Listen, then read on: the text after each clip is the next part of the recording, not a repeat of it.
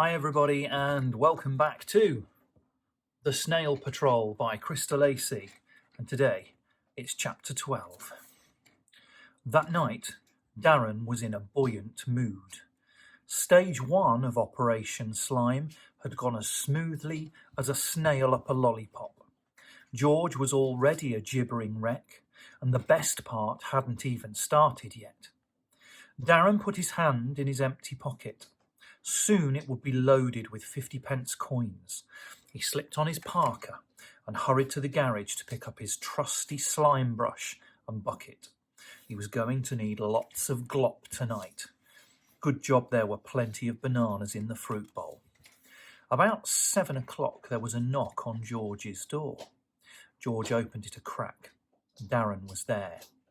Mr. Macduff, I've seen another one, he panted, pretending he'd just come running down the road. Another what? George hissed. Another trail, stressed Darren. It's huge. It's just at the end of the crescent. It goes round and round the trees and in and out of the gardens. The big snail must have got a whiff of something. I hope it's not your cabbage patch. George Macduff pulled the door wide open. He craned his neck and peered up the crescent. He tremoured. I can't see a thing. But Mr. Macduff, it's there. I've seen it. If you don't believe me, come and have a look.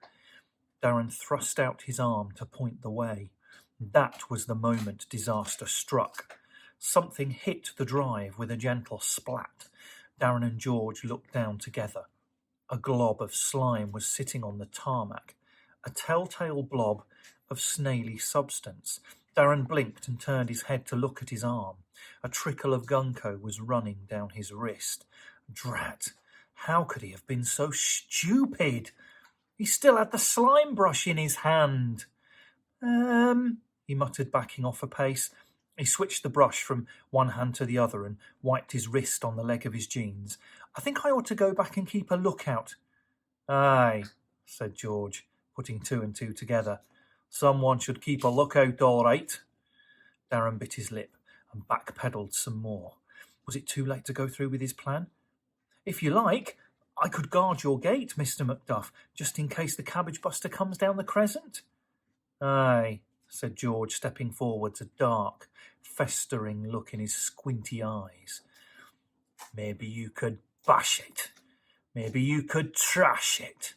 Maybe you could smash it to slithereens. Darren gulped and nearly stumbled over some pebbles.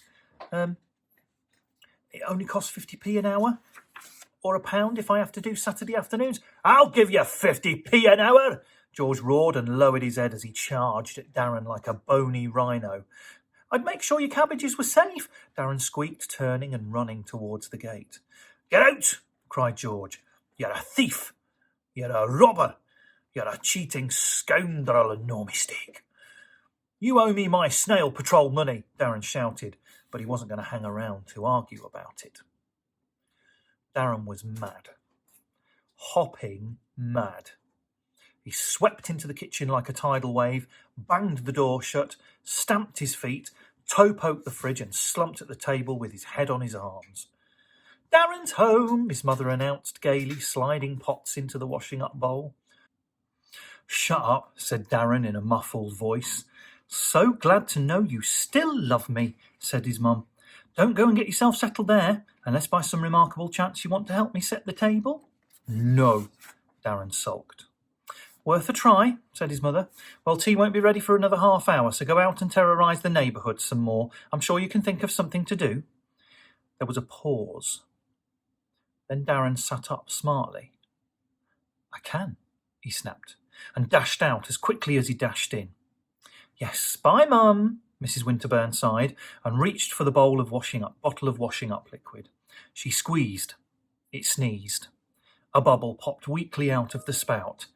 Not you as well, she tutted, and wrote up liquid on her shopping reminder, underneath milk and bananas underlined. That is the end of chapter 12. There'll be more soon. Bye-bye now.